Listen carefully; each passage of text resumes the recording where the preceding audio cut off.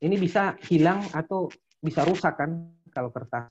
Nah, dengan aplikasi bukti potong PPA pasal 23 ini, itu riwayat dari transaksi atau historinya itu akan aman tersimpan karena servernya itu sendiri. Jadi kalau mungkin kemarin juga waktu masih menggunakan aplikasi SPT Masa PPA pasal 23, itu masih ada kemungkinan terkena virus dari komputer Bapak Ibu sekalian ataupun laptop Bapak Ibu sekalian. Nah, dengan diberlakukannya bukti potong PPA pasal 23, maka keamanannya sedikit lebih naik satu tingkat lah. Sama kayak sekarang, kalau saya ingin mencari riwayat pelaporan SPT tahunan saya sebagai orang pribadi, sebagai PNS, maka tinggal saya masuk ke laman DJP online, tinggal saya lihat di situ nanti tampilannya akan muncul riwayat pelaporan saya. Tinggal kalau saya mau print lagi, tinggal saya print BPE-nya, bukti penerimaan elektroniknya, dan itu aman tersimpan, Bapak Ibu sekalian. Nah, next ini ketentuan penerbitan bukti pemotongan PPA pasal 23. Jadi pemotong pajak dapat membuat satu bukti pemotongan untuk menggabungkan 2 atau 3 lebih transaksi sepanjang memenuhi ketentuan di atas. Ketentuannya yaitu satu wajib pajak, objek pajak, dalam satu wajib pajak, misalkan dia bertransaksi dengan Bapak Ibu sekalian 2 kali atau 3 kali dalam bulan yang sama dengan jenis pajak yang sama, maka supaya efisien, itu bisa digabungkan menjadi di satu bukti pemotongan, asalkan tidak melewati dari ketentuan 3 ketentuan yang sudah disebutkan tadi. Oke, selanjutnya. Nah, syaratnya untuk menggunakan aplikasi e-Bukpot itu yang paling awal, yaitu Bapak Ibu sekalian sudah harus memiliki atau sudah mempunyai akun DJP online yang aktif. Nah, untuk mengaktifkannya saya cerita lagi, saya refresh lagi. Bapak Ibu sekalian datang ke KPP, nanti di situ ada formulir namanya bermohon untuk aktivasi eVIN. Nah, syaratnya itu KTP, dalam formulir permohonan itu ada fotokopi KTP, terus nanti ada isiannya itu nanti ada nama wajib pajak untuk badan, nama badannya, terus alamatnya segala macam, NPWP-nya, terus alamat email yang aktif, karena nanti untuk konfirmasi atau aktivasi eVIN-nya itu langsung masuk ke email yang bersangkutan. Nah, setelah Bapak Ibu sekalian datang ke kantor pajak untuk mendapatkan eVIN, nanti masuk ke laman DJP www.pajak.go.id, nanti masuk di DJP online. Di situ kalau Bapak Ibu sekalian sudah ada akun, tinggal login ke situ. Kalau belum, nanti berarti registrasi. Registrasinya saya kira Bapak Ibu sekalian sudah, insya Allah gampang lah, karena zaman sekarang kan apabila Bapak Ibu sekalian sudah punya email, saya pastikan gampang untuk membuat akun di DJP online tersebut. Dan apabila Bapak Ibu sekalian butuh pendampingan untuk memastikan, itu bisa datang langsung ke KPP Ternate, nanti datang ke bagian ini, ke layanan atau ke helpdesk untuk membantu membuat atau mengaktifkan akun DJP online-nya. Oke, selanjutnya.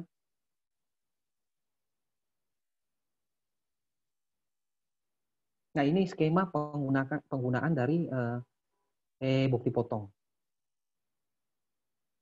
Nah, nanti setelah Bapak Ibu sekalian sudah mempunyai akun di DJP online dan sudah, tadi saya lupa tambahkan, sudah memiliki sertifikat elektronik. Nah, apabila status Bapak Ibu sekalian ini sudah PKP dan sudah pernah menerbitkan faktur, sudah bergelut dengan e-faktur, berarti sudah saya anggap sudah ada sertifikat elektroniknya. Nah, nanti tinggal masuk ke laman DJP online. Nanti teknisnya materi kedua setelah ini, prakteknya langsung. Itu secara ringkas itu yaitu langkah-langkahnya yaitu membuat bukti pemotongan PPh pasal 23, setelah itu membuat SPT masa PPh pasal 23 dan atau 26, menyampaikannya melalui DJP online, melalui channel e-Butpot yang tadi. Oke, selanjutnya.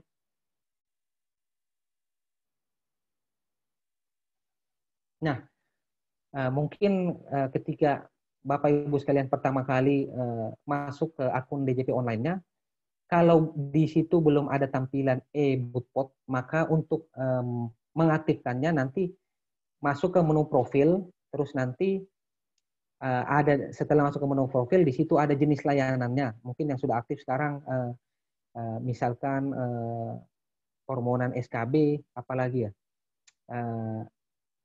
permohonan yang lain. Di situ nanti akan muncul e-Butpot yang belum tercentang. Jadi Bapak Ibu sekalian nanti centang di profil itu supaya muncul di halaman depannya. Nah, pemotong pajak yang sudah pernah menyampaikan SPT masa PPh pasal 23 dan atau pasal 26 dalam bentuk dokumen elektronik harus menyampaikan SPT masa PPh pasal 23 dan atau pasal 26 untuk masa pajak berikutnya dalam bentuk dokumen elektronik sesuai pasal 8 dalam per 04 tahun 2017. Oke, selanjutnya.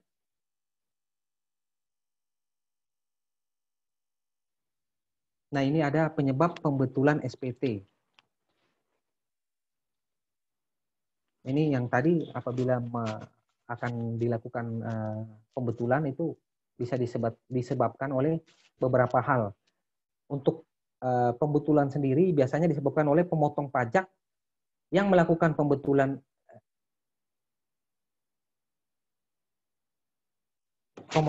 pemotong pajak yang melakukan kesalahan, mungkin pencantuman nama penerima, kesalahan NPWP, atau kesalahan jumlah nilai pajaknya tersebut. Itu dilakukan pembetulan.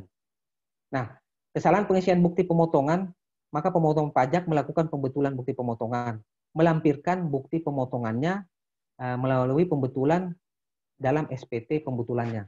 Jadi nanti apabila ada pembetulan, seperti yang saya sudah sampaikan tadi di awal, maka yang pertama dilakukan itu membuat bukti potong pembetulan. Apabila bukti potong pembetulan sudah dibuat, maka otomatis SPT-nya pun yang sudah terlanjur dikirim menjadi SPT pembetulan. Nah, begitu juga dengan pembatalan. Pemotong pajak melakukan pembatalan bukti pemotongan, melampirkan bukti pemotongan pembatalan dalam SPT pembetulannya. Jadi apabila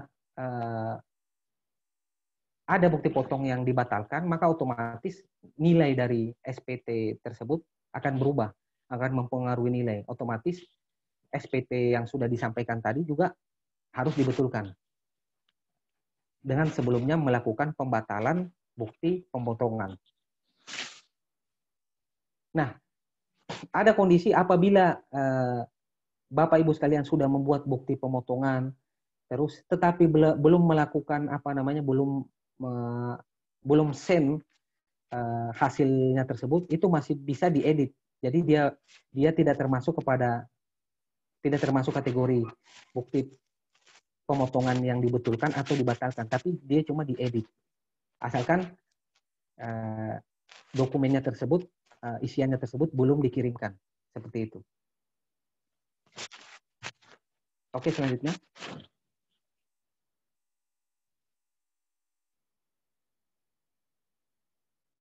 Ini ada ketentuan pembetulan bukti pemotongan. Yang pertama, pembetulan dapat dilakukan atas setiap bagian pada bukti pemotongan, kecuali untuk nomor bukti pemotongan. Apabila sudah terlanjur dibuat, memang nomornya itu langsung by system, dia mendapatkan nomornya itu otomatis dari sistem. Jadi apabila ada pembetulan atau pembatalan, maka tidak bisa menggunakan nomor yang sama, tetapi sistem akan memberikan nomor berikutnya.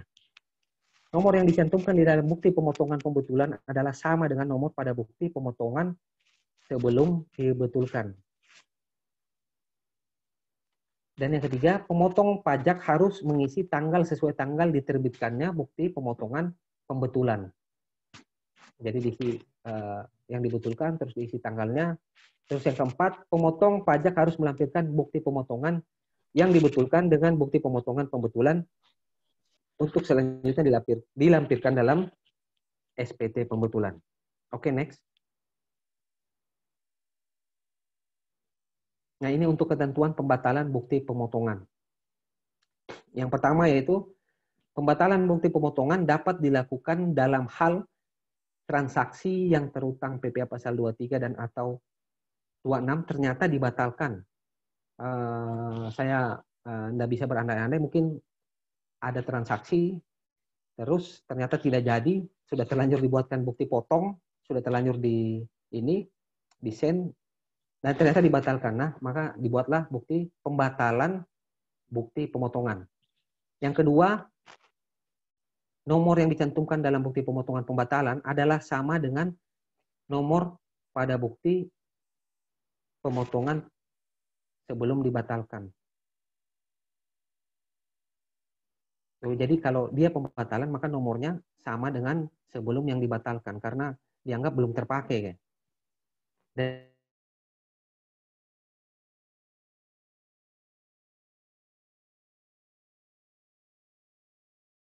yang ketiga, pemotong pajak harus mengisi dengan data sebagaimana terdapat pada bukti pemotongan yang dibatalkan. Yang keempat, pemotong pajak harus mengisi tanggal sesuai tanggal diterbitkannya bukti pemotongan pembatalan. Dan yang kelima, pemotong pajak harus melampirkan bukti pemotongan yang dibatalkan dengan bukti pemotongan pembatalan untuk dilampirkan dalam SPT pembetulan apabila SPT pembetulan tersebut dilakukan dengan menggunakan dokumen kertas atau hard copy.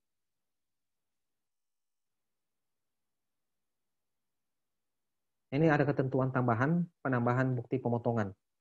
Yang pertama, penambahan bukti pemotongan dapat dilakukan jika ada transaksi yang seharusnya dipotong PPA pasal 23 dan atau 26, tetapi belum dilakukan pemotongan atau penerbitan bukti pemotongan.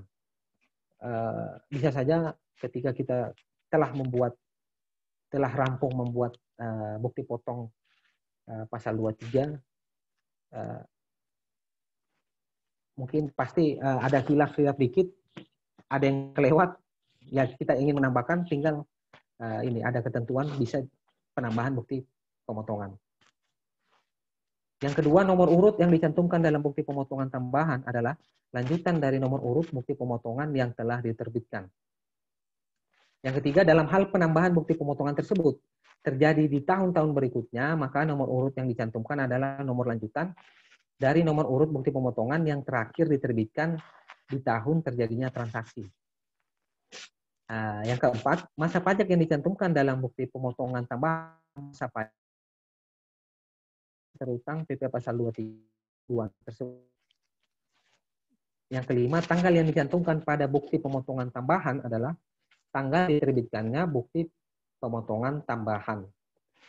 Pemotong pajak membetulkan SPT masa PPA pasal 23 dan atau 26 yang telah dilaporkan apabila ada penambahan bukti pemotongan. Oke, selanjutnya.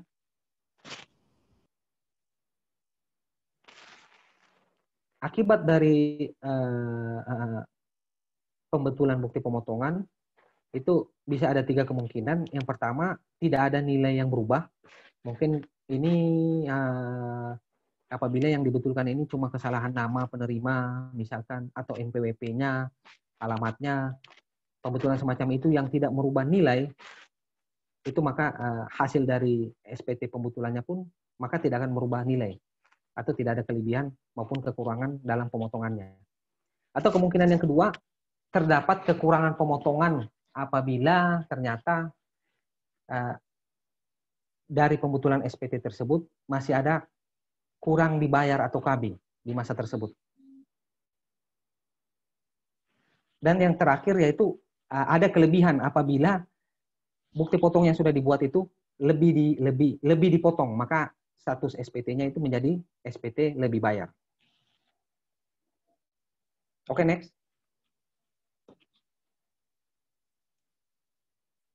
Nah, ini saya baca sekilas saja pembetulan dan pembatalan bootpot. Ini masih sebelumnya itu per 53 tahun 2009, di sini ada perubahannya, ini ada apa sih bedanya dengan per 04 di tahun 2017. Per 04 itu sudah lebih komplit mengatur mekanisme pembetulan bukpotnya, terus praktis, lebih praktis. Pembetulannya dapat dilakukan pada setiap data kecuali nomornya, karena nomornya itu dari sistem. Oke, selanjutnya. Nah, ini juga sama, apa sih bedanya? Di next aja nanti.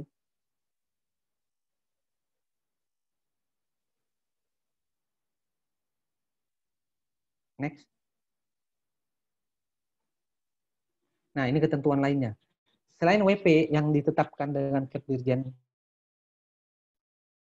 289 dan ke Kep 289 dasarnya dengan Kep 368.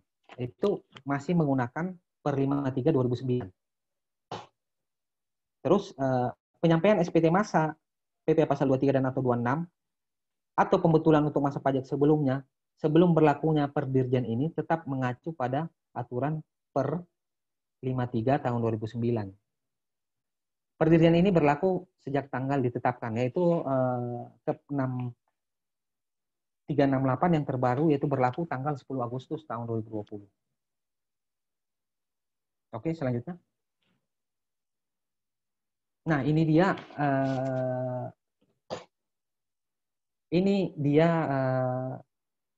di sini kelihatan tahap awal sampai tahap sekarang, ini sekarang sudah masuk tahap ke-6 di Agustus.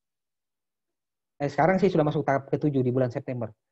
Ini mulainya diberlakukannya itu dari tahun 2017. Per 04 bersamaan dengan terbitnya per 04 tahun 2017 itu awalnya itu digunakan terhadap 15 WP yang menjadi piloting. Tahap satunya sampai sekarang kita sudah masuk ke tahap ke-7 karena kita sudah masuk di bulan September. Tahap ke-6 itu penggunaan yang digunakan di masa Agustus 2020. Di bulan ini, di September ini,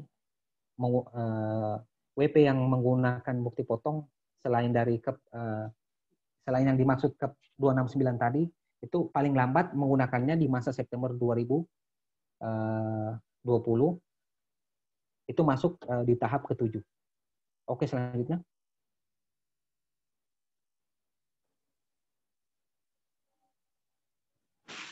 Ini dia alurnya.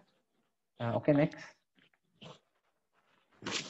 Nah, ini yang wajib diperhatikan bagi pengguna Bukpot pasal 2326. Yang pertama tadi sudah disebutkan, sudah harus mempunyai digital sertifikat, sudah ada akun di DJP online, terus nah, apabila ada transaksi kepada rekanan atau ke pihak yang menjadi lawan transaksi kita, apabila dia menyampaikan SKB, karena setelah konsekuensinya dari SKB itu, maka kita tidak memotong PPA pasal 23-nya karena dia sudah menunjukkan SKB PPA pasal 23. Namun sebelum itu kita harus memastikan bahwa SKB-nya itu bisa divalidasi oleh sistem atau SKB-nya itu bukan SKB manual. Nanti kan ada rekanannya itu akan memberikan kopian dari SKB PPA pasal 23, kita masukkan ke sistem. Apabila sistem menerima itu, maka kita lanjutkan. Apabila tidak, maka kita menanyakan kepada rekanan kita tersebut, atau kita suruh rekanan tersebut yang menanyakan ke kantor pajaknya, kenapa ini tidak bisa dibaca sistem, seperti itu. Yang ketiga, mempersiapkan semua transaksi dengan identitas NIK atau NPWP bagi WP dalam negeri. Jadi itu identitasnya itu kalau lawannya ini ada NPWP, maka kita masukkan NPWP. Kalau tidak ada, minimal harus memasukkan NIK yang juga terverifikasi, bisa terverifikasi oleh sistem. Artinya dia sudah mempunyai iktp yang bisa terverifikasi. Dan yang keempat, ketika SPT masa unifikasi diberlakukan, WP juga sudah siap untuk membuat bukti pemotongan PPH dengan identitas NIK atau NPWP bagi WP dalam negeri. Oke, selanjutnya. Oke, saya rasa cukup materinya dari saya. Setelah ini langsung praktek di aplikasinya. Terima kasih Bapak Ibu sekalian sudah meluangkan waktu. Wassalamualaikum warahmatullahi wabarakatuh.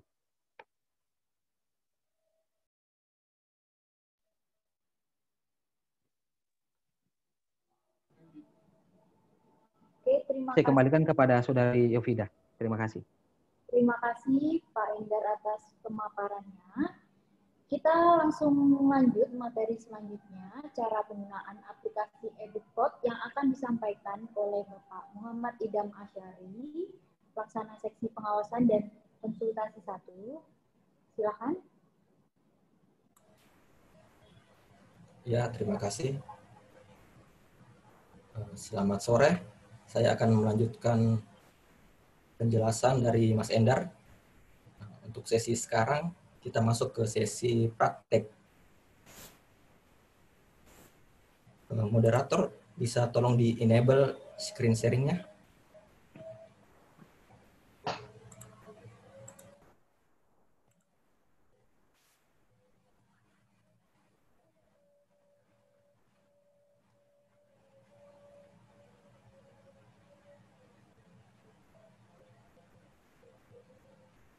Oke.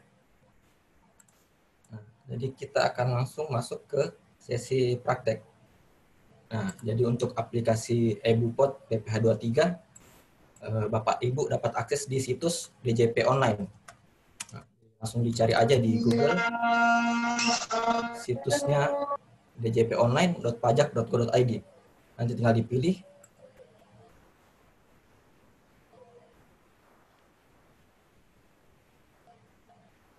Nah, selanjutnya apabila telah masuk ke situsnya, tinggal login menggunakan dengan nomor NPWP dan password.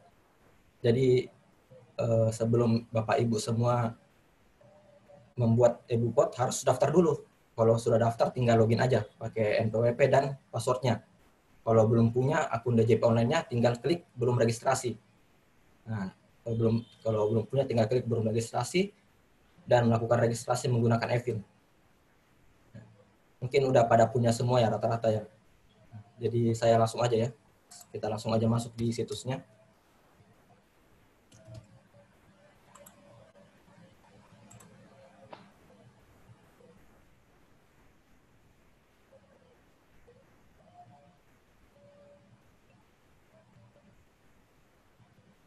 Nah, jika telah masuk di situs DJP Online, pertama-tama kita harus mengaktifkan terlebih dahulu menunya di menu profil, karena ada sebagian yang menu EduPod-nya belum aktif. Jadi kita aktifkan di menu profil, terus di menu aktivasi fitur layanan. Nah, ini kita tinggal centang aja di kolom EduPod PPH pasal 2326. Setelah tercentang, tinggal klik ubah fitur layanan. Nah, setelah itu tinggal ke menu lapor, menu pra pelaporan, dan dia udah terbuka menunya EduPod. Langsung diklik aja menu EduPod.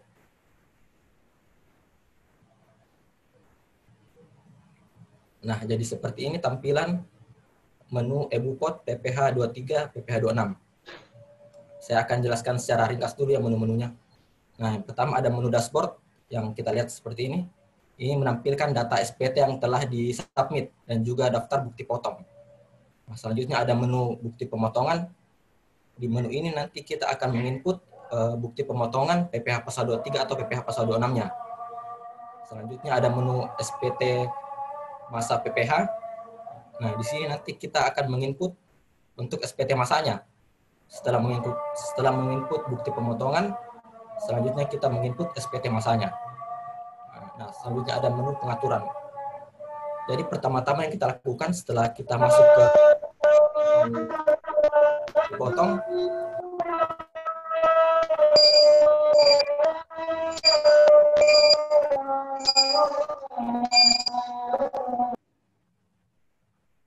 pertama-tama yang kita lakukan setelah kita masuk menu bukti potong, kita mengatur dulu penandatanganannya di menu pengaturan, terus penandatanganan. Nah, selanjutnya kita masukkan NPWP. Untuk WP badan kita masukkan NPWP pengurusnya. Untuk wajib pajak orang pribadi dimasukkan NPWP sendirinya. nanti tinggal dimasukkan NPWP-nya, nanti otomatis akan tampil namanya. Selanjutnya statusnya dia sebagai wakil wajib pajak. Nah, kalau dia kuasa, dimasukkan nomor NPWP kuasanya. Selanjutnya tinggal dipilih statusnya aktif, lalu disimpan.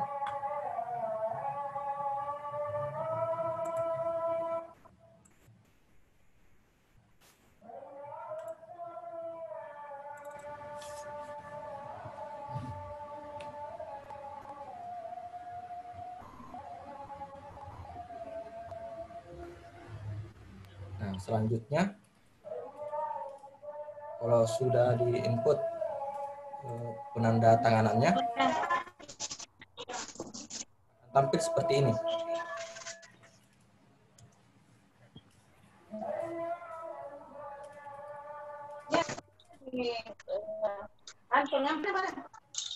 Ini yang tadi yang penanda tanganan, dimasukkan NPWP-nya.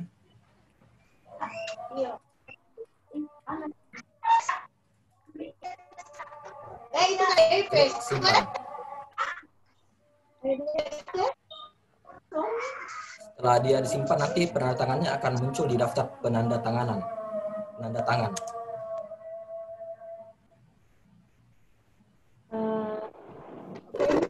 Beda untuk azan. Bersuara itu tuh udah buka-buka kira ada pastinya cara. Iya, cara bikin e-book. Nah, selanjutnya jika kita telah menginput pengaturan penanda tangannya, kita langsung ke menu bukti pemotongan untuk menginput bukti pemotongannya. Nah, untuk yang pertama kita pilih yang bukti pemotongan pasal 23. Kita langsung ke menu input bukti potong pasal 23. Nah, ini perekaman bukti potong barunya. Jadi nanti kita input satu-satu ya untuk bukti potongnya. Kita pilih tahun pajaknya, masa pajaknya, bulannya, bulan berapa. Masukkan NPWP rekanannya. Jika dia nggak ada NPWP-nya, kita masukkan NIK-nya. Jadi ini kita pilih salah satu antara NPWP atau NIK-nya.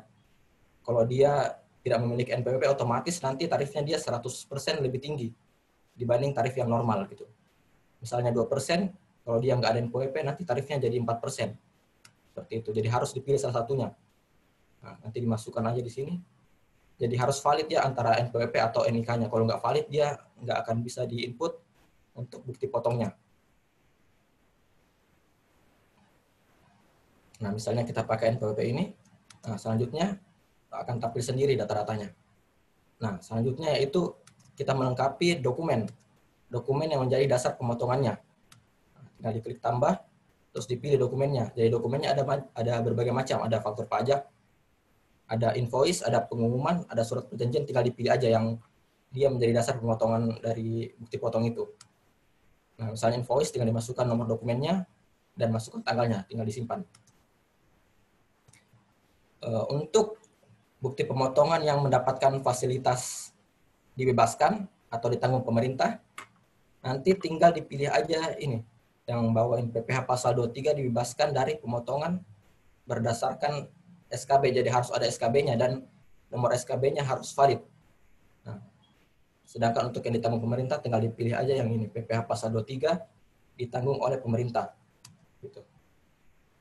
Kalau ini yang tanpa fasilitas, yang biasa. Nah, selanjutnya kita masukkan PPh yang dipotong. Kita pilih kode objek pajaknya sesuai dengan bukti potongnya. Kita pilih yang mana yang paling cocok. Misalnya ini jasa konsultan, jadi dicari yang mana paling cocok sesuai dengan bukti potong yang kita potong. Selanjutnya dimasukkan penghasilan brutonya, nanti tarifnya dia otomatis. Jadi PPh-nya nanti otomatis sesuai dengan kode objek pajak yang telah kita pilih. Seperti itu. Selanjutnya kita masukkan identitas pemotong pajak. Nah, jadi ini udah otomatis terisi karena kita yang berperan sebagai pemotong pajak. Kalau Bapak Ibu semua bukan pemotong pajak, maka tidak perlu membuat bukti pemotongan. Ini hanya ditujukan untuk yang berperan sebagai pemotong pajak, seperti itu. Tinggal diisikan pada kolom penandatangan aja di sini. Dipilih penandatangan yang tadi telah diisi pada waktu pertama kali kita masuk. Nah, selanjutnya tinggal dicentang ini, dengan menyadari ini tinggal dicentang terus klik simpan. Oke. Nah, jadi ini udah tersimpan untuk satu bukti potong. Kalau masih ada lagi bukti potong yang lain, tinggal direkam lagi satu persatu. Jadi bukti pemotongannya itu satu-satu direkamnya, Ibu. Kalau ada 20, berarti 20 kali direkam seperti tadi.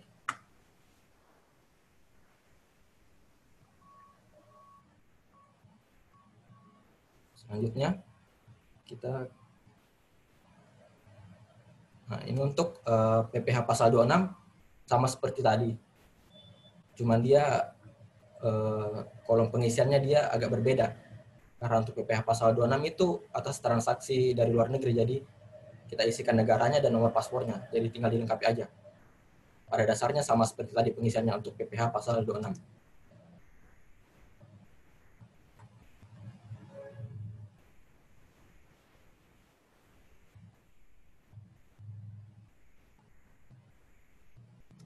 Nah, selanjutnya ada namanya menu import Excel. Nah, jadi saat penginputan bukti pemotongan itu ada dua cara, Ibu dan Bapak sekalian. Jadi ada melalui menu PPH pasal 23 ini, ada melalui menu import Excel. Nah, jadi bedanya itu kalau kita melalui menu PPH pasal 23, kita inputnya satu-satu dan dia tidak bisa menginput tanggal mundur. Nah, kalau kita menginput melalui menu import Excel, nah dia dapat, misalnya ada 100 bukti potong, kita lebih mudah isinya karena tinggal di copy aja gitu di dalam bentuk Excel, nanti tinggal diimpor lagi ke aplikasinya dan dia tanggalnya bisa tanggal mundur. Nah, nanti tinggal dipilih yang tadi di menunya, di menu bukti pemotongan, menu import Excel. Ini cara kedua ya kalau mau menginput bukti pemotongan. Nah, nanti tinggal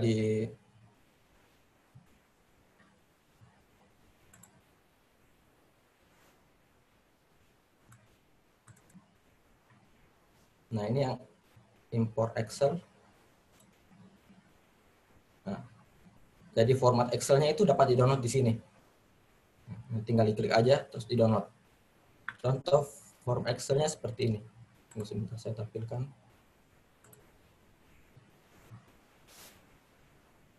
Contoh form Excel-nya seperti ini. Nanti untuk pengisian di Excel-nya nanti dapat diisi lebih mudah daripada pengisian yang seperti tadi, karena tadi kan satu-satu. Nah, ini kalau ada banyak bukti potong dapat lebih memudahkan gitu. Tinggal diisi masa pajaknya, tahun pajak, tanggal pemotongan, dia ber-NPWP atau enggak, diisi Y atau yes atau no, Y atau N, NPWP-nya, NIK-nya, kalau enggak ada NPWP, NIK, nomor teleponnya, kode objek pajak, dapat dilihat di sini di referensi daftar kode bukti potong, kode pajaknya bisa lihat di sini. Nah, selanjutnya penandatangan diisi yes, penghasilan bruto, mendapatkan fasilitas, kalau ada fasilitasnya atau enggak, nomor SKB-nya kalau ada. Kalau sudah diisi, nanti tinggal di save, lalu dilakukan import Excel tadi di menu yang tadi.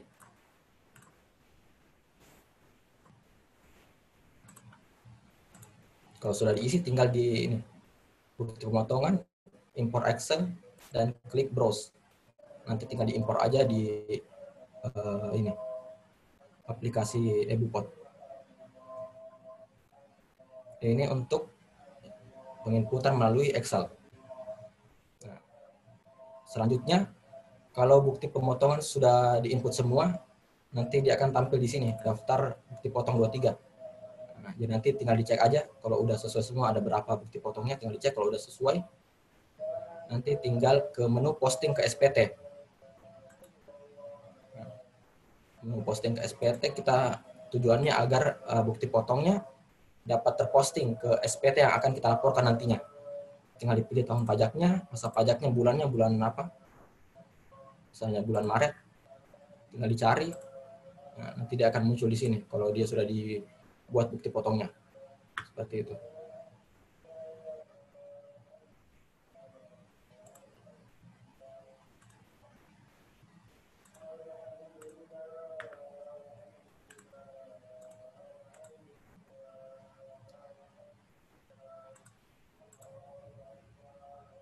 Nah, untuk bukti potongnya juga kalau Bapak Ibu mau print, mencetak bukti potongnya, nanti ada di kolom sini, di kolom aksi, nanti tinggal dicetak aja, bisa dicetak juga untuk bukti potongnya.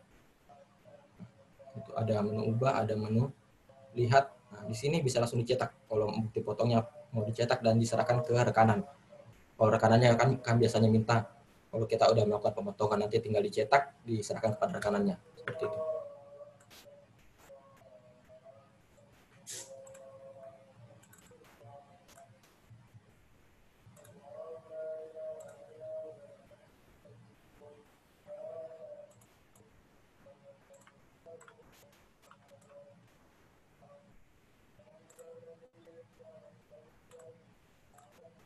Selanjutnya kita masuk ke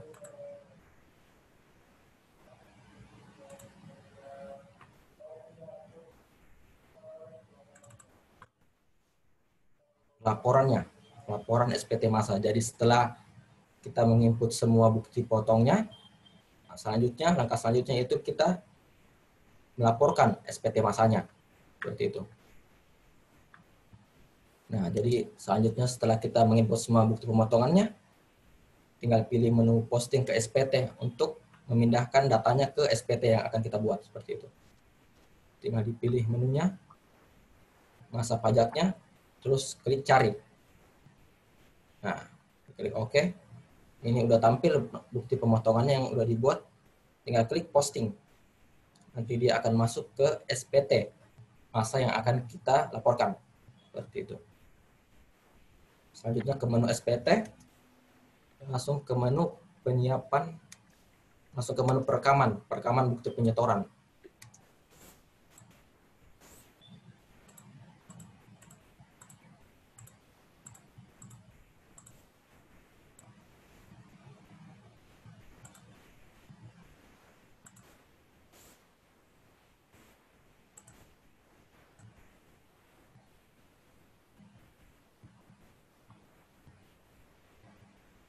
Nah, kita ke menu perekaman bukti penyetoran.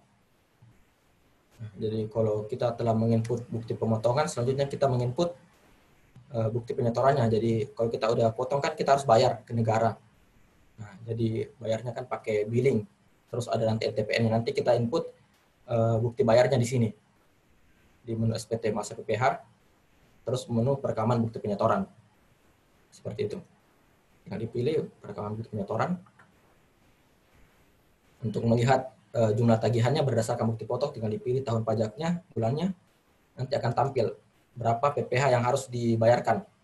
Nah itu, kalau pada tampilan ini yang harus dibayarkan yaitu 6.200.000 untuk jenis pajak yang berbeda, tapi sama-sama PPH pasal 23. Nanti tinggal diinput bukti store-nya di menu input bukti store. Lalu dipilih jenis bukti penyetorannya. Kalau untuk penyetoran biasa, kita pilih surat setoran pajak. Nah, kalau dia bukti penyetorannya dalam bentuk pemindah bukuan, kita pilih pemindah bukuan. Untuk pertama, kita pilih surat setoran pajak yang biasa. Kita input nomor bukti penyetorannya. Nah, nomor bukti penyetorannya ini nomor NTPN-nya. Nah, nanti dapat dilihat pada bukti bayarnya. Kalau kita telah membayar bukti potongnya, nanti di bank dikasih bukti bayar, nanti ada NTPN-nya di situ. Nanti itu yang diinput di sini. Selanjutnya tahun pajaknya dipilih. Jadi bayarnya jangan sampai salah ya Bapak Ibu. Bayarnya harus sesuai dengan bukti potong yang kita buat. Kalau kita salah membuat bukti pembayaran, dia nggak akan bisa terinput ke dalam aplikasi ini. Jadi harus benar-benar sesuai dengan bukti potong yang telah kita buat. Seperti itu. Terus disimpan.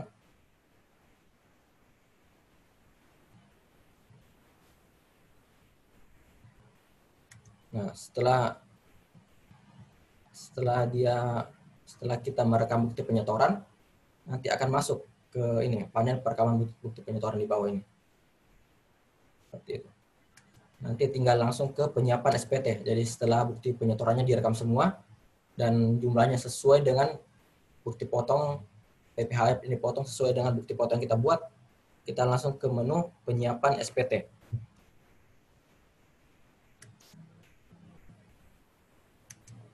Selanjutnya kita pilih lengkapi. Oke. Oke.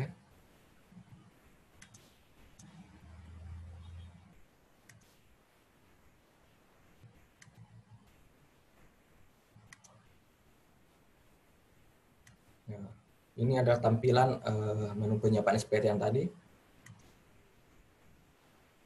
Nah, langsung ke menu penandatangan. Kalau mau dicek penyetorannya dapat di menu ini. Kita klik menu daftar bukti penyetoran. Kalau udah sesuai nanti tinggal langsung ke menu penandatangan. Dipilih wajib pajak. Nah, terus namanya sesuai dengan yang kita isi pertama kali tadi. Selanjutnya tinggal disimpan.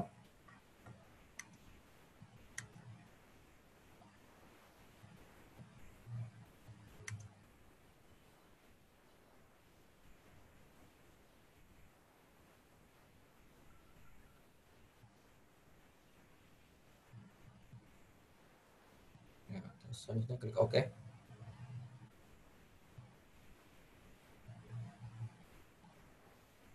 Jika sudah lengkap pengisiannya, kita cek dulu ya.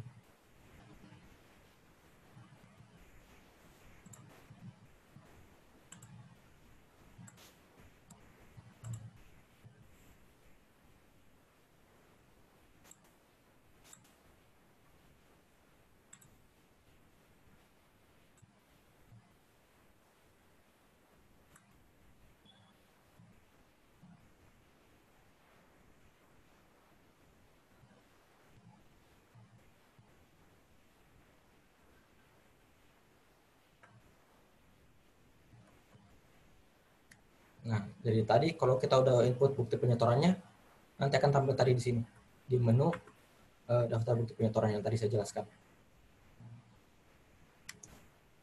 Kalau dia udah sesuai, nanti tinggal disimpan. Seperti cara yang tadi. Jadi pastikan sudah sesuai ya bukti penyetorannya.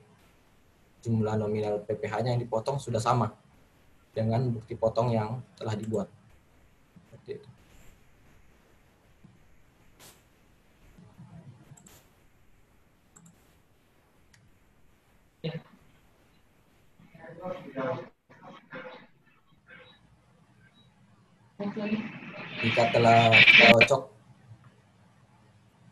Jika telah cocok semuanya, langkah terakhir itu tinggal dikirim aja SPT-nya.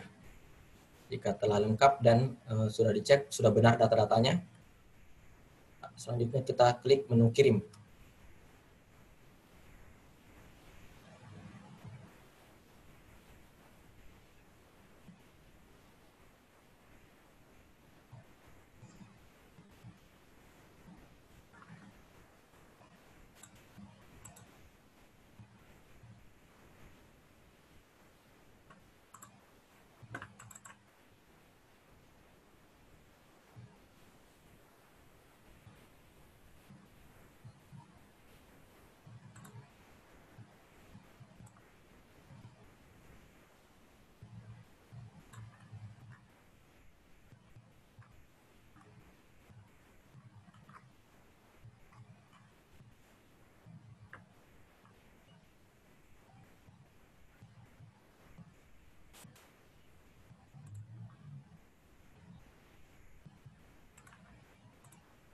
Nah, dari tadi kita lanjutkan aja di PDF-nya. Setelah tadi kita klik kirim, nanti tampilannya akan seperti ini. Nah, nanti tinggal diklik kirim aja. Nah, selanjutnya, jadi sebelum kita mengirimkan SPT-nya, kita harus menginput dulu sertifikat elektroniknya. Nah, jadi untuk EBUPOT ini dia memerlukan file sertifikat elektronik. Untuk file sertifikat elektroniknya itu sama dengan file sertifikat elektronik pada aplikasi e-faktur. Jadi kalau Bapak Ibu semua sudah punya file sertifikat elektronik e-faktur, itu bisa dipakai di sini karena filenya itu sama. Nah, jadi jika belum punya, silahkan mengajukan ke KPP Pertama Ternate untuk pengajuan sertifikat elektroniknya. Jadi syaratnya itu kalau mau mengirim SPT-nya harus mengupload file sertifikat elektronik seperti itu. Nanti tinggal dipilih aja filenya, file sertifikat elektronik, terus dimasukin passphrase-nya, dan klik OK. Untuk syarat pengajuan sertifikat elektronik untuk PKP,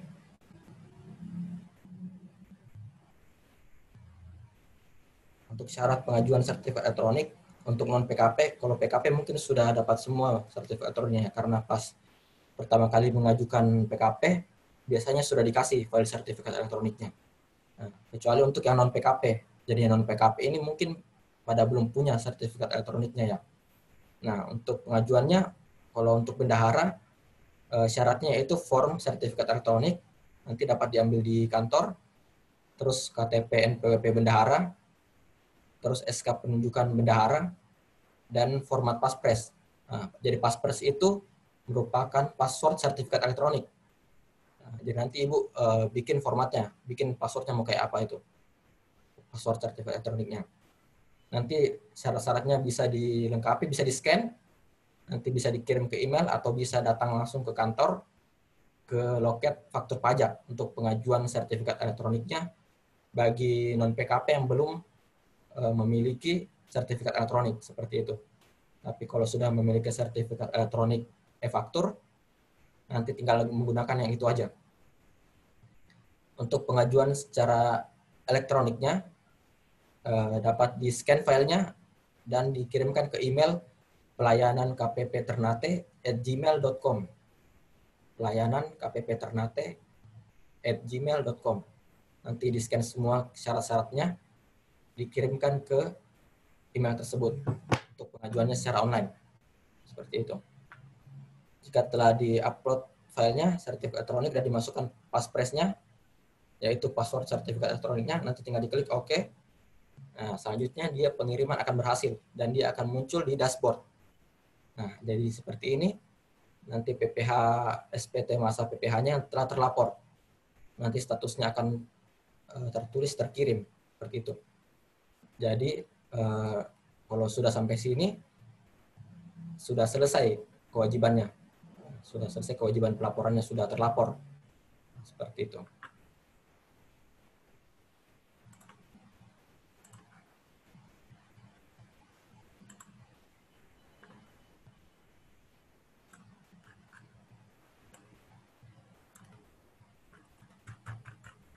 Jadi seperti itu tadi praktik pembuatan EBUPOT PPH 23 dari login DJP online sampai pembuatan SPT-nya.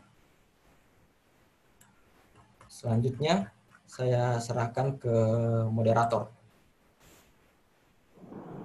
Baik, terima kasih Pak Idam atas pemaparannya mengenai tata cara penggunaan aplikasinya. Kita lanjut ke sesi berikutnya. Kita akan ada games dulu, quiz secara online. Bisa untuk peserta untuk disiapkan gawainya, HP-nya, untuk ikut bergabung, kuisnya melalui online. Untuk materi, kita sudah upload melalui Drive, linknya di chat box, bisa diklik linknya, dan di-download.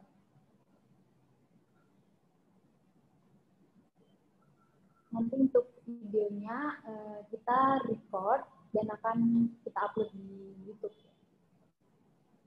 Oke, silakan para peserta untuk join quiz online.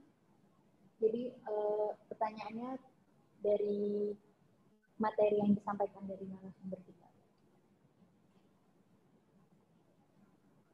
Cara joinnya, buka di web quizis.com, lalu masukkan kodenya.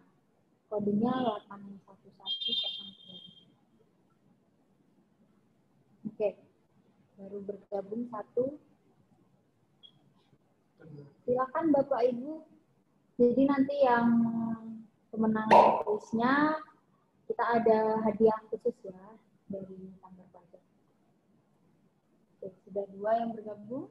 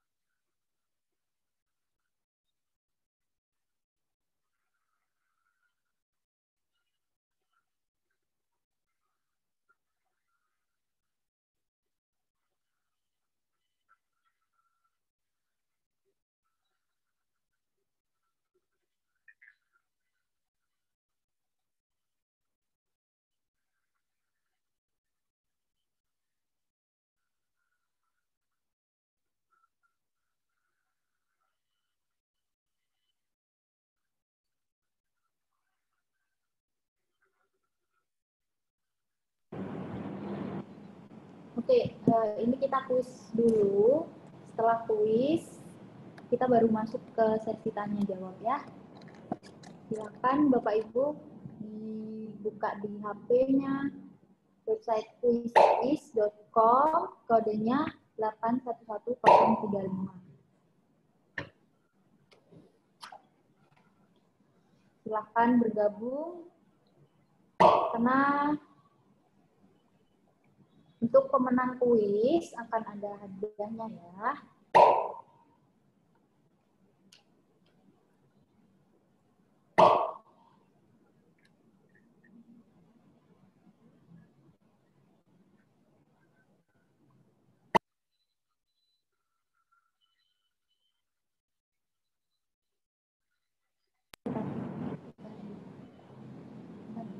Apakah masih ada yang ingin bergabung?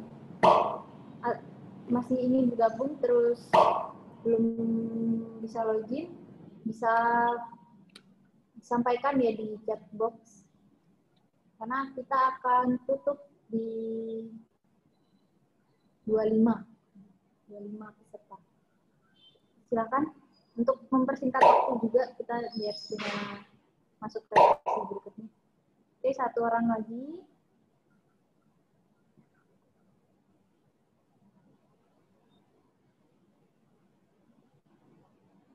Satu orang lagi. Ada yang belum bisa bergabung?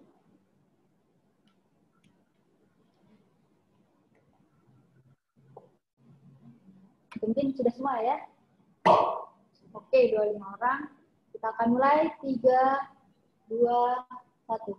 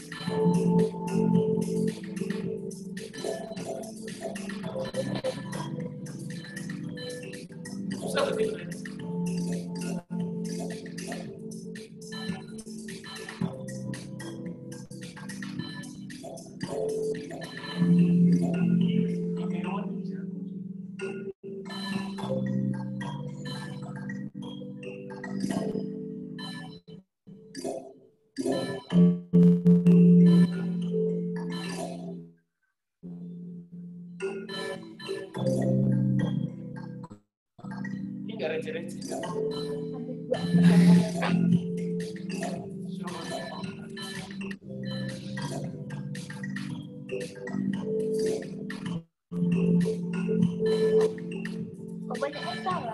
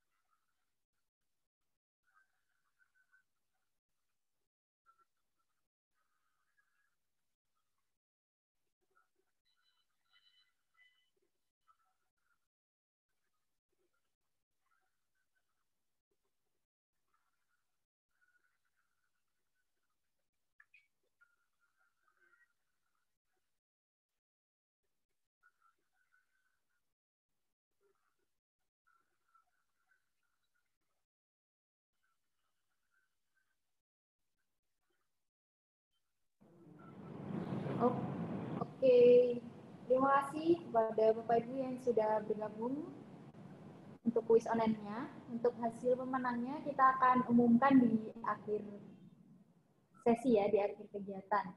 Oke, selanjutnya kita masuk ke sesi tanya jawab.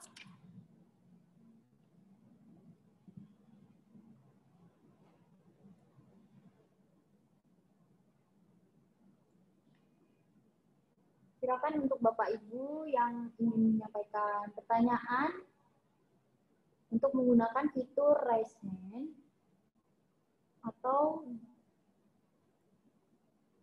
disampaikan melalui kolom chat.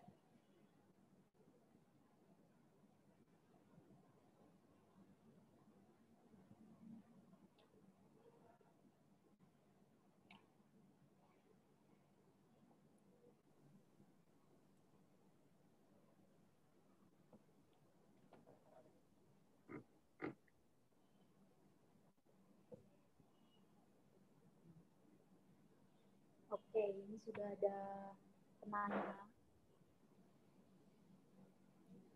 3 penanya.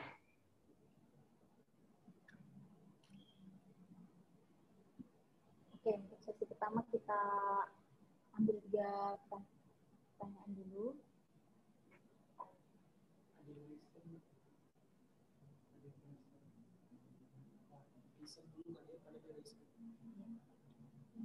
Oke, ini ada dari Bapak Aizen. Silahkan di-unmute dan dinyalakan videonya. Mbak Yovida, itu pertanyaannya boleh langsung dijawab atau gimana? Ini ada dari penanya. Ada tadi yang di awal tadi ya, masih di sesi materi. Kayaknya ada dari Ibu Pinkan yang menanyakan bagaimana jika rekanannya itu bisa memberikan suket PP23. Apakah tetap dipotong PPh pasal 23 atau gimana? Pertanyaannya seperti itu. Atau PPh final pasal 4 ayat 2. Saya boleh langsung jawab sekarang atau? Langsung dijawab aja ya? Silakan Mbak, ya silakan. Oh ya.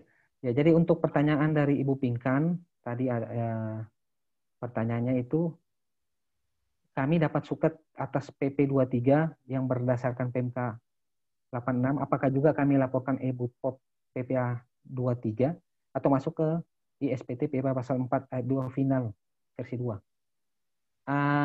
Jadi untuk itu yang PP23 itu maksudnya Ibu mungkin saya klarifikasi dulu, yang tarifnya 0,6%, suket yang 0,5%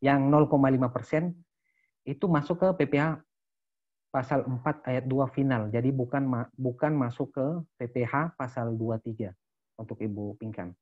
Jadi itu cukup jelas ya. Nah, selanjutnya untuk pertanyaan dari Pak Adidaya Tangguh, Pak Julius Wijaya, pertanyaannya adalah, jika hanya salah satu kriteria WP saja yang terpenuhi PKP, misalkan bookpotnya itu di atas 20 bookpot dalam masa tersebut, terus transaksinya di atas 100 juta, sudah wajib menggunakan e-bookpot. Kemudian jika masa Agustus sudah pakai e-bookpot, di September tidak lagi memenuhi kriteria, apakah kembali menggunakan SPT biasa atau melakukan e-bookpot? Jadi untuk pertanyaan Pak Julius, e-bookpot ini yang tadi saya sebutkan di awal, PMK 269 dan terbaru itu PMK 368, itu seluruh PKP, seluruh WP di Indonesia itu di PMK itu menyebutkan batas akhir penggunaan e-bookpot. Jadi semuanya nanti akan menggunakan e-bookpot. Jadi itu yang PMK 269 itu menyebutkan yang Agustus apabila salah satu dari 3 syarat tersebut terpenuhi. Apabila dia di Agustus sudah menggunakan e-bookpot, maka selanjutnya menggunakan e-bookpot terus. Jadi ISPT yang kemarin digunakan sudah tidak berlaku. Sekarang ini sudah masuk penggunaan bukti potong PPA pasal 23. Nah, untuk di PMK 368-nya itu mengcover siapa-siapa WP-WP mana yang tidak termasuk belum wajib melaporkan atau belum wajib membuat e-bookpot di masa Agustus, maka sisanya ini masuk ke September paling lambat. Jadi seperti itu. Oh ya, terima kasih untuk Pak Julius Wijaya.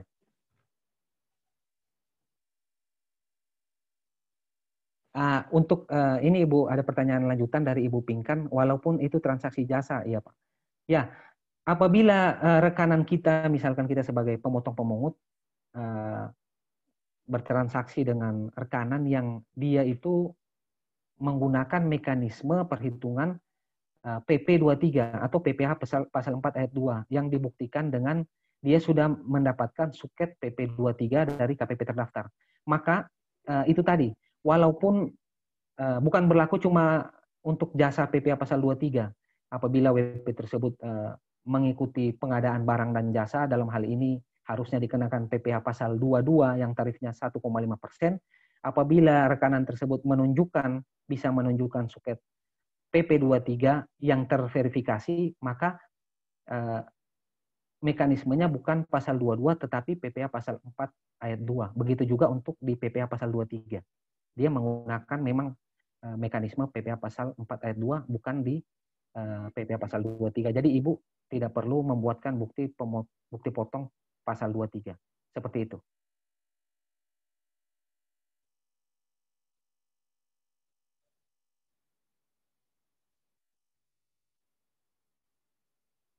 Jadi gimana Ibu, ini Ibu Pinkan tadi, nanti di komen ya.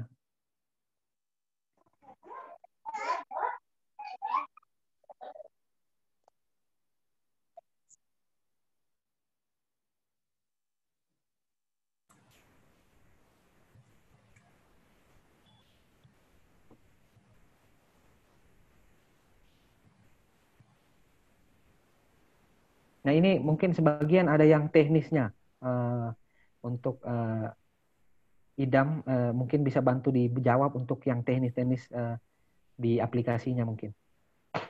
Ya, terima kasih Pak Endar. Saya coba bantu jawab untuk PT Dagimoy. Apakah aplikasi ESPT sudah tidak digunakan lagi? Jadi untuk aplikasi ESPT itu sekarang sudah digantikan dengan aplikasi e-bookpot khusus untuk PPh 23. Jadi tujuan dari e-bookpot 23 itu sebenarnya untuk menggantikan aplikasi ESPT 23. Tapi selain ESPT 23 masih digunakan. Seperti ESPT 21 kita masih menggunakan aplikasi ESPT. Jadi cuma khusus untuk aplikasi e-bookpot 23. Seperti itu. Selanjutnya dari PT Dagimoy lagi, jika ada pembetulan untuk masa Juni, bagaimana perlakuannya di EBUPOT. Nah, jadi jika ada pembetulan atas EBUPOT-nya atau ESPT-nya, pertama-tama kita harus membuat dulu yang EBUPOT yang normalnya, yang sebelum ada pembetulan. Nah, jika sudah ada normalnya, nanti tinggal dibuat pembetulan aja. Bisa ada menunya nanti, bisa dipilih menu pembetulan untuk EBUPOT-nya maupun untuk ESPT-nya. Tapi harus buat dulu untuk yang EBUPOT yang normalnya. Seperti itu. Selanjutnya, pertanyaan dari Servindo Jaya Utama. Yang pertama, jika status SPT lebih bayar, apakah bisa mengajukan PBK? Mungkin Mas Endar. Ya, kalau untuk status lebih bayar itu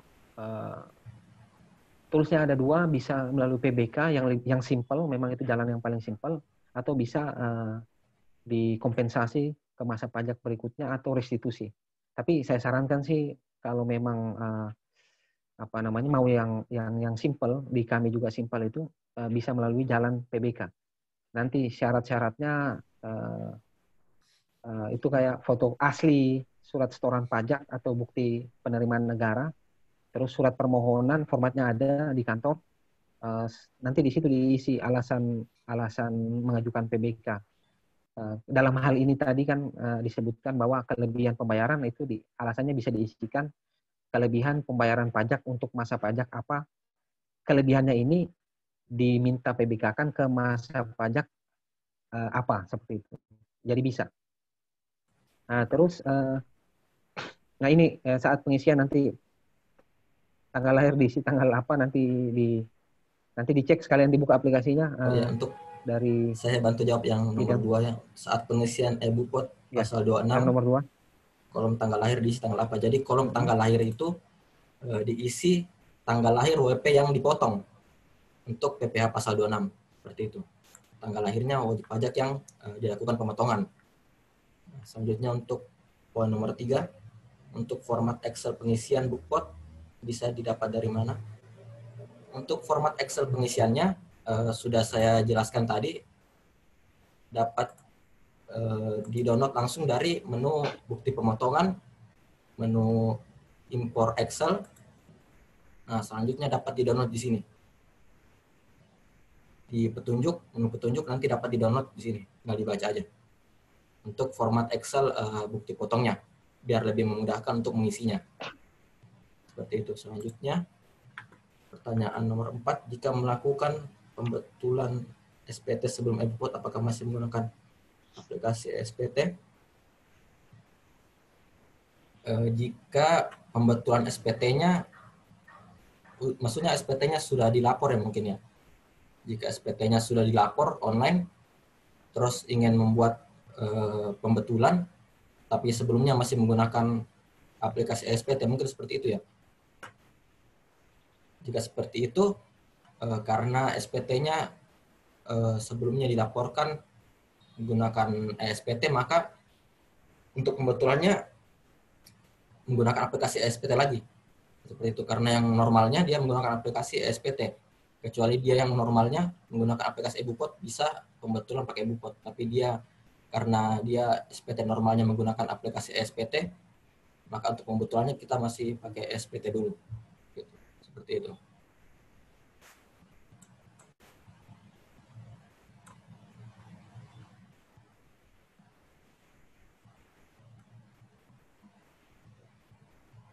Nah, ini ada pertanyaan dari PT Teko Digital Solusindo, Nur Hasana.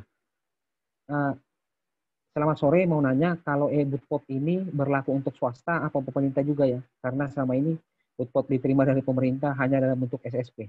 Nah, aturan tentang penggunaan e-BUPOT ini berlaku untuk semua wajib pajak yang memenuhi ketentuan di Per 04 PJ 2017. Apabila WP ini tidak harus PKP, tadi disebutkan apabila wajib pajaknya ini dia merupakan bukan merupakan pengusaha kena pajak, tetapi dia melakukan transaksi pasal 23, maka itu wajib menggunakan e-BUPOT. Nah, untuk kenapa bisa dari bendahara mendapatkan cuma SSP, itu seharusnya peraturan ini berlaku untuk semua wajib pajak. Jadi dari bendahara pemerintah pun nanti juga akan menggunakan e-Bukpot ini, seperti itu. Itu dari pertanyaan Pak itu ya, Pak siapa? Pak Teko, PT Teko Digital Solusindo, dari Ibu Ninur Hasanah. Jadi selama ini mungkin Ibu Ninur Hasanah mendapatkan bukti pemotongannya itu hanya berupa SSP. Jadi SSP dengan bukti pemotongan itu adalah dua hal yang berbeda. SSP itu merupakan bukti pembayaran, sementara bukti pemotongan itu merupakan bukti pemotongannya. Apabila Ibu ada kerjaan di pemerintahan, apa yang Ibu bisa pegang sebagai bukti bahwa Ibu sudah dipotong PPh-nya, maka dari bukti potong tersebut. Nah, kebetulan sekarang ini namanya berganti, yang dulunya dalam bentuk hard atau kertas, sekarang menjadi elektronik bukti potong. Jadi nantinya diminta saja, Bu. Nanti juga kami akan melakukan sosialisasi ke bendahara pemerintah, seperti itu.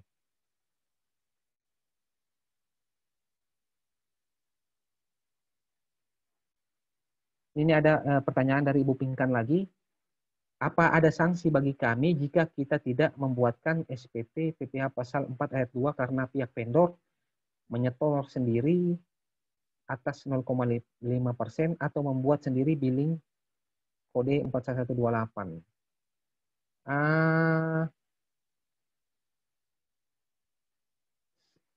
Sanksinya itu untuk itu kembali ke ketentuan penyampaian SPT, Bu ya. Misalkan saya ambil contoh kasus pasal 21, apabila nihil itu tidak wajib lapor. Namun apabila ada transaksi atas pasal 21 misalkan, maka menjadi wajib melaporkan di masa tersebut. Apabila tidak lapor atau terlambat lapor, maka ada namanya sanksi administrasi atas keterlambatan pelaporan. Nah, biasanya sih kalau ini tidak lapor, dari AR pengawasannya itu akan menerbitkan teguran apabila AR pengawasannya ini mendapatkan data ada transaksi yang harusnya dilaporkan di bulan tersebut atau di masa tersebut, tetapi wajib pajak yang bersangkutan tidak melaporkan, maka sebelum dikeluarkan sanksi itu, AR pengawasannya akan mengeluarkan namanya teguran kepada wajib pajak untuk menyampaikan SPT-nya. Nah, setelah itu baru diterbitkan namanya STP atas keterlambatan pelaporan. Keterlambatan pelaporan sendiri untuk SPT masa itu nilainya Rp100.000. Jadi seperti itu, Bu ya. Untuk cara print bukti potong, nanti akan dijelaskan sama Pak Idam dari pertanyaan dari Pak Julius Wijaya. Itu suaranya kecil. Untuk pertanyaan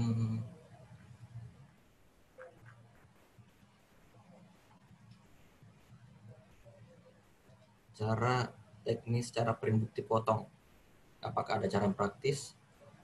Jadi untuk print bukti potong itu harus satu-satu, Bapak. Harus melalui aplikasinya dan harus print satu-satu, jadi nggak bisa langsung di print semua seperti itu. Jadi dari sistemnya emang seperti itu, harus satu-satu diklik satu-satu terus klik print, jadi nggak bisa langsung semuanya gitu. Oke, kita lanjut ke pertanyaan dari Tasmin SR Ternate. Mau tanya, jadi per 1 September semua sudah menggunakan e-Bukpot. Iya. Di DJP online tidak bisa aktivasi e-Bukpot, harus registrasi lagi di KPP. Karena DJP online sudah diaktifasi tetapi tidak muncul fitur layanan e-Bukpot. Harusnya sih sudah bisa, Ibu. Nanti kan tadi seperti sudah disampaikan, ketika kita pertama kali masuk di DJP online kita, maka apabila di tampilan depannya itu belum muncul e-Bukpot, maka kita masuk ke menu profil, terus nanti ada di situ jenis layanannya, kita centang untuk e-Bootpot sendiri, maka secara ini teori sih harusnya sudah bisa masuk. Apabila belum, nanti bisa datang langsung ke KP kantor pajak Ternate, nanti kita lihat bersama. Masalahnya di sebelah mana. Harusnya secara teori itu sudah bisa.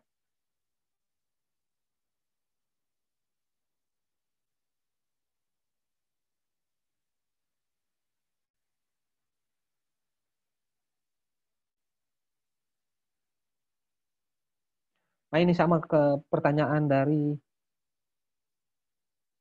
untuk e-Bootpot sekarang sudah berlaku untuk semua WP tanpa ada pengecualian besaran atau berapa banyak bukti potong yang diterbitkan. Nah, di aplikasi DJP Online layanan e-Bootpot tidak bisa dipakai, Anda belum dapat menggunakan fasilitas ini. Tulisannya, nah apakah ini harus diregistrasi? Untuk e-Bootpot sendiri, secara teori tadi, masuk ke DJP Online, terus kita aktivasi di menu profil. Kan di situ ada layanan e-Bootpot, kita centang menu layanan tersebut, terus harusnya nanti di depannya sudah muncul tampilan e-Bootpot. Nah, saya tidak bisa mengandai-andai kenapa itu bisa terjadi. Mungkin dari menu wajib pajak yang bersangkutan kita nanti bisa datang ke KPP, kita lihat dari menunya apa sih itunya. Nah, kemarin ada kasus seperti ini. Dia bukan kasus e-Bootpot, tapi bendahara yang harusnya ini melaporkan pemotongan atau pemungutan pajak yang ditanggung pemerintah sehubungan dengan kegiatan P3A. Di menu wajib pajak tersebut juga tidak aktif layanan tersebut. Surat keterangan tidak aktif menu layanan karena wajib pajak tersebut bertransaksi dengan wajib pajak yang kategori P3A. Nah, itu solusinya kami lihat dulu profilnya, ternyata setelah kami centang sudah oke semua. Ternyata ketika kita masuk lagi ke menu utama itu masih belum muncul. Nah, salah satu solusinya kemarin itu kami meneruskan ke atas, atau dalam hal ini LASIS ke kantor pusat. Setelah kami meneruskan ke atas, ternyata diperbaiki dan langsung dari kantor pusat. Memang ada masalah dari menu wajib pajak yang bersangkutan. Setelah hal tersebut diperbaiki kantor pusat, itu sudah bisa langsung dipakai. Kemungkinannya seperti itu, tapi untuk lebih jelasnya bisa ke kantor pajak, kita cek langsung dari menu WP yang bersangkutan. Secara teori sih harusnya bisa. Ketika profil wajib pajak sudah dicentang menu e-Bootpot-nya, itu harusnya sudah bisa dipakai.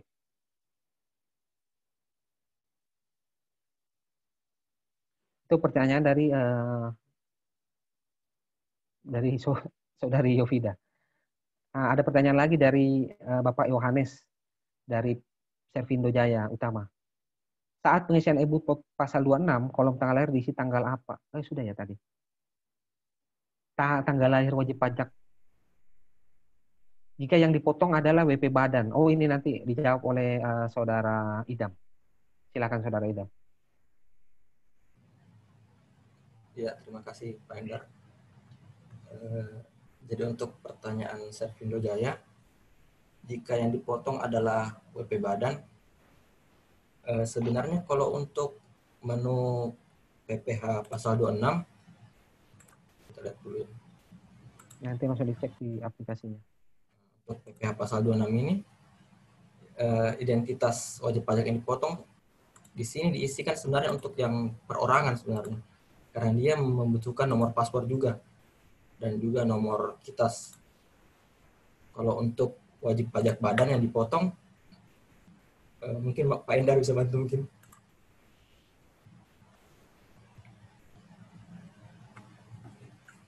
Yang gimana Pak Idam? Untuk wajib pajak badan. Coba sambil buka ininya, buka tampilan itunya, aplikasinya.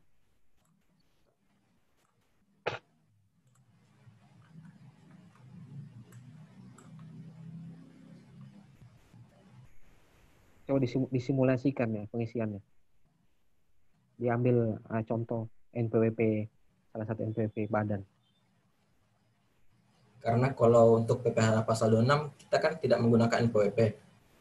Kita menggunakan tax ID number karena kan ini kan WP-nya WP luar negeri. Kalau selama ini sih bukti pemotongan pasal 26-nya itu yang WP perorangan ya di sini diisikannya. Yang dipotongnya.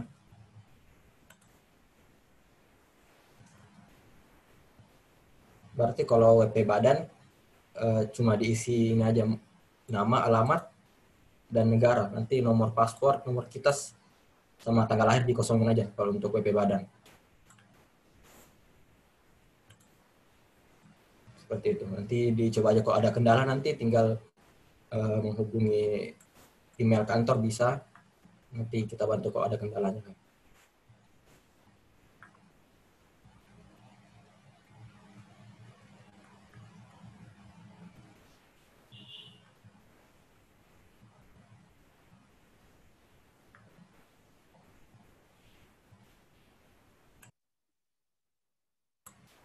Selanjutnya saya serahkan ke moderator. Sepertinya pertanyaannya sudah habis. PT dari Moi Properti Indonesia untuk merubah pasprase di mana? Bisa bantu dijawab mungkin Pak Idam atau Pak Eko? Untuk pasprase, seperti yang saya jelaskan sebelumnya dapat diajukan ke kantor pajak untuk perubahan datanya. Kalau tidak ingin datang dapat melalui channel email tadi kppternate@gmail.com. Kalau ingin mengajukan perubahan pasprase tinggal di email aja di situ mengajukan permohonan perubahan paspres. Atau datang ke kantor pajak ke loket faktur pajak seperti itu. Terima kasih atas penjelasan dan jawabannya Pak Indar dan Mbak Edam. Dari Pak ada yang mau melalui fitur raise hand mau menyampaikan langsung, mungkin bisa raise hand lagi.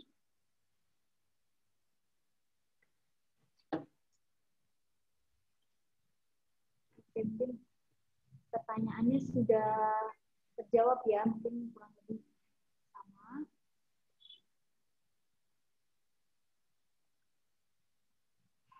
Baik, apabila sudah tidak ada pertanyaan lagi dari peserta, saya akan tutup kegiatan kelas pajak online pada hari ini.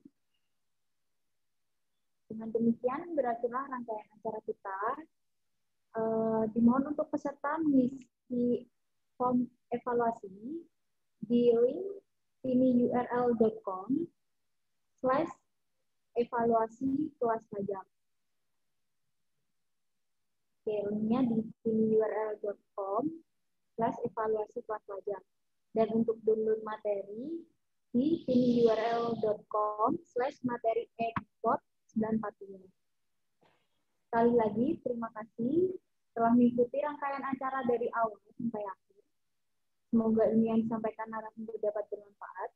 Mohon maaf bila ada salah kata. Saya Yuti dari Madinah pamit undur diri. Lawan COVID, jaga jarak, pakai masker. Wassalamualaikum. Oke, mohon maaf saya baru ingat kita ada pengumuman pemenang tulis online. Jadi pemenangnya atas nama Yuhu dengan skor 4070. Silakan di screenshot bukti bahwa atas nama username-nya Yuhu ke WhatsApp kontak kami atau ke media sosial. Jadi WhatsApp yang share untuk link ID room Zoom dan linknya bisa langsung chat untuk buktinya. Atau bisa raise hand dulu atas nama Yuyu pemenangnya, biar tahu bahwa beneran sudah di.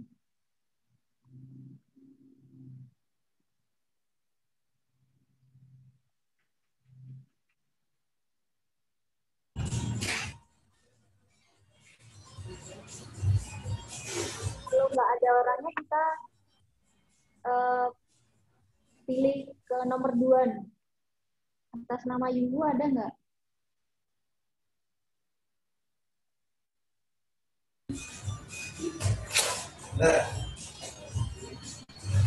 Oke.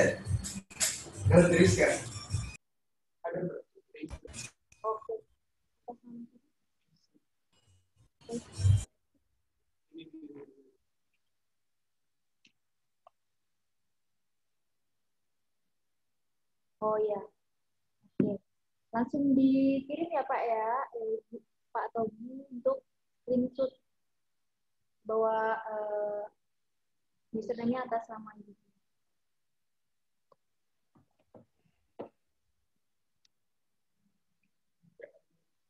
Langsung kirim ke WA.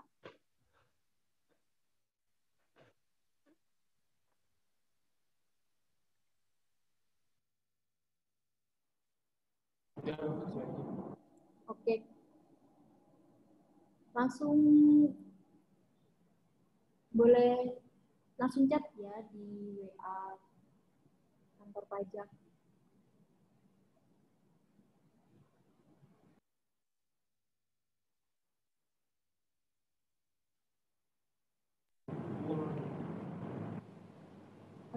Nggak apa-apa Pak Eisen, kalau buktinya hilang langsung chat saja ke WA.